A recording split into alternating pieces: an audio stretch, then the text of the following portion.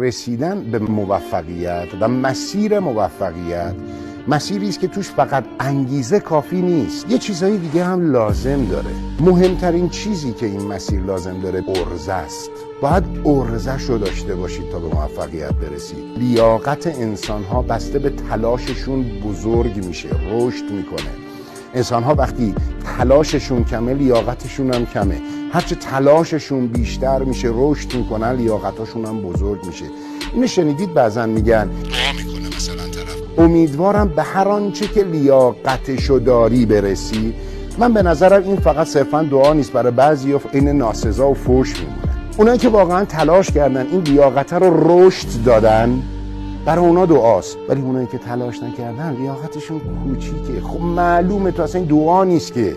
خب تو که معلومه بالاخره به اون میرسی دیگه، اون دیگه نیازی نداره کسی دعاش کنه، اتفاقا داره به تلنگر میزنه.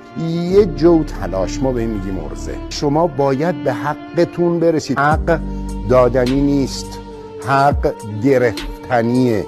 باید حق تو از زندگیت بگیری. چه میگم؟ اگر به موقعش برای رسیدن به اهدافت عرق نریزی، روزی میرسه که از پشیمونی مسیری که طی نکردی اشک میریزی. پس حواستو جمع کن.